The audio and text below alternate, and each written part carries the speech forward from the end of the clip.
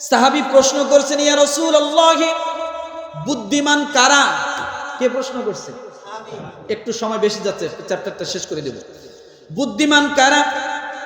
আন Shaddad ইবনে আউস আনিন নবী সাল্লাল্লাহু আলাইহি ওয়াসাল্লাম, আল কাইসু মান দানা নাফসাহু ওয়া আমিলা লিমা বা'দাল মাউত। বুদ্ধিমান কারা? যারা 31st নাইট উদযাপন করে তারা বুদ্ধিমান। পহেলা বৈশাখ যারা উদযাপন করে বুদ্ধিমান।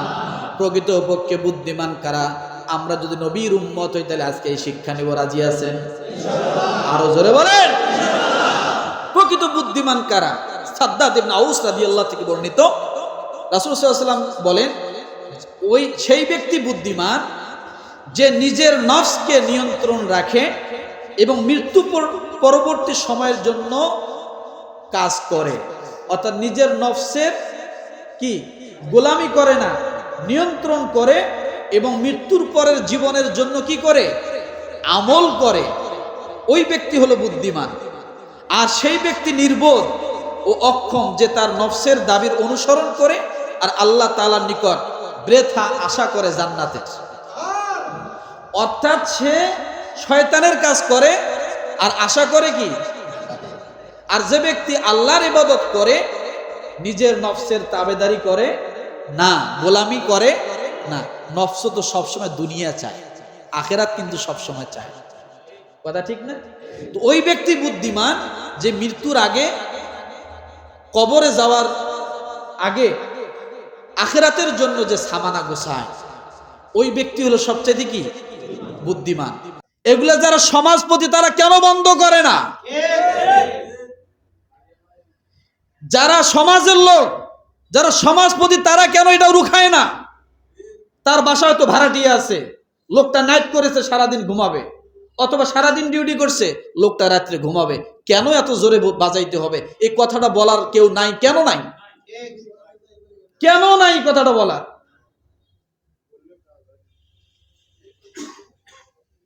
একটা লোক সারা রাত নাট করে সে দিনে ঘুমায়। ওই বাসায় কত অসুস্থ, ওই মহল্লায় কত অসুস্থ, ওই সমাজে কত অসুস্থ, ছোট ছোট দুগ্ধপুষ্ট বাচ্চারা আছে, ঘুমাইছে, হঠাৎ শব্দ পায় চমকে উঠছে, আছে না? এগুলো কেন বন্ধ হয় না? এই জন্য আল্লাহ তাআলা তাদেরকে এইভাবেই বলছেন যে তাদেরকে গুনার বোঝা মাথায় নিয়ে ঘুরতে হবে, পাপের বোঝা মাথায় নিয়ে ঘুরতে হবে, স্পষ্ট বোঝা নিয়ে ঘুরতে হবে। এরপরে 6 নম্বরে বলা হয়েছে নারী পুরুষের অবাধ মেলামেশা সেখানে আছে না নেই? আছে। 7 নম্বরে ঈমান চলে যাওয়ার মতো আশঙ্কা সেখানে আছে না নেই? আছে। 8 নম্বরে সময়ের অপচয় হয় কি না? হয় না?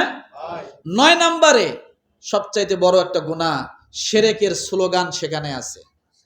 পহেলা বৈশাখ আর 31st নাইট নববৎসর উদযাপনে শিরকের স্লোগান আছে না নাই? মঙ্গল শোভাযাত্রা, কত শোভাযাত্রা, কত কি এরকম আছে না?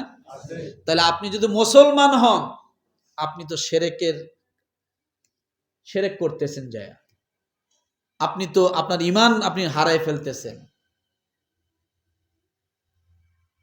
তাহলে এই 31st নাইট করা যাবে? যতটুকু শুনলাম আজকে থেকে আমরা এটা করব, মনে মনে ইরাদা করেন, সন্তানদেরকে নিরাপদ রাখবো, পারবো ইনশাআল্লাহ? এবার হয়তো বলবেন হুজুর তাহলে আমরা করব কি? তাই না? আমরা করব কি? রব্বুল আলামিন সে কথা বলেন, ওয়া হুয়াল্লাযী জাআলাল লাইলা ওয়ান নাহারা খিলফাতাল লিমান আরাদা আন ইয়াযাক্কারা আও আরাদা শুকুরা। সূরা ফুরকান আয়াত নাম্বার 62। কত? 62। আমরা করব কি? রব্বুল আলামিন বলেন তিনি সেই সত্তা যিনি রাত ও দিনকে পরস্পরের অনুগামী করেছেন। রাত এবং দিন অনুগামী কে করেছেন? আল্লাহ। রাতের পরে দিন আসবে, এটাই বাস্তব। দিনের পরে রাত আসবে, এটা বাস্তব। দুনিয়ার কোনো মানুষ ঠেকিয়ে রাখতে পারবে না। দুনিয়ার মানুষ সময় পিছায় নিতে পারে, দুনিয়ার মানুষ ক্যালেন্ডারের মাস পিছায় নিতে পারে, দুনিয়ার মানুষ ক্যালেন্ডারের দিন পিছায় নিতে পারে, কিন্তু রাতের পরে দিন আসবে, দিনের পরে রাত আসবে, পৃথিবীর কোন বিজ্ঞান বৈজ্ঞানিক হাত দিয়ে কুলাইতে পারবে না। আমরা সময়কে পিছানো দেখেছি, দেখি নাই? 9টাকে 8টা বলতে জানি, ছিল না? 22 দিনে মাস, আমি আগে বলছি 10 মাসে বছর, এটাও তো জানলাম। সময় পিছানো যায়, রাত দিন মানে দিন মাসের ক্ষেত্রে পিছানো যায়, মাস বছরের ক্ষেত্রে পিছানো যায়, কিন্তু রাত এবং দিন এটা যে আসবেই, একটার পর একটা চলবে, অনুগত একজন আরেকজনের প্রতি, এটা কি কেউ পিছাইতে পারবে? যে আজকে 24 ঘন্টা দিন হবে, রাত হবে না, আজকে 24 ঘন্টা রাত হবে, দিন হতে পারবে না, কেউ ঠেকাইতে পারবে না। এই জন্য রব্বুল আলামিন সূরা ফুরকানের 62 নম্বর আয়াতে বলেন, ওয়া হুয়াল্লাযী জাআলাল লাইলা ওয়ান নাহারা খিলফাতাল লিমান আরাদা আন ইয়াযাক্কারা আও আরাদা শুকুরা। আল্লাহ বলেন, রাত এবং দিনকে পরস্পর অনুগামী করে সৃষ্টি করেছেন, কিন্তু এসব বিষয়ের উপকারে আসে কেবল সেই ব্যক্তিদের জন্য যারা রাতকে দেখে উপদেশ গ্রহণ করে, দিনকে দেখে যারা উপদেশ গ্রহণ করে, তাদের জন্য এগুলো উপকারে আসবে, তাদের জন্য এটা হলো উপদেশ। আল্লাহ বলেন, গ্রহণের ইচ্ছা রাখে কিংবা কৃতজ্ঞতা জ্ঞাপন করতে চায়। আপনি যদি চিন্তা করেন, এই যে আমার জীবন থেকে একটা বছরের কতটা রাত চলে গেল, একবার ভাবুন, এই রাতগুলি তো কত মানুষ দুনিয়া থেকে চলে গেছে, আপনি এখনো পর্যন্ত রাতের দেখা পেয়েছেন। আপনি একটাবার ভাবেন, এই রাত্রি পর্যন্ত আপনি মারা যাননি। আল্লাহর কৃতজ্ঞতা শুকরিয়া আদায় করেন, আল্লাহ আমি এখনো বেঁচে আছি রাতে।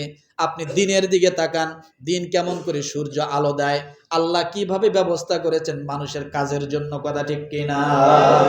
আল্লাহ বলেন, এগুলা দেখবে, বান্দা উপদেশ গ্রহণ করবে আর বলবে আও আরাদা শুকুরা, বান্দার সঙ্গে সঙ্গে আমি আল্লাহর শুকরিয়া আদায় করবে, আলহামদুলিল্লাহ। আপনি চিন্তা করেন, যেদিন আপনি জন্মগ্রহণ করেছেন আর আজকে পর্যন্ত কত রাত আর কতদিন চলে গেল, কিভাবে চলে গেল, সময়গুলো পিছনে কিভাবে কাটাইলেন, এই একটি বছর আপনার থেকে কিভাবে চলে গেল, আল্লাহ এগুলা লক্ষ্য করতে বলছেন আর আল্লাহর কৃতজ্ঞতা শুকরিয়া আদায় করতে বলছেন। যেগুলো দেখো, উপদেশ গ্রহণ করো, রাতের পর দিন, দিনের পর রাত কিভাবে আসে, এগুলো দেখে দেখে আমার শুকরিয়া আদায় করো।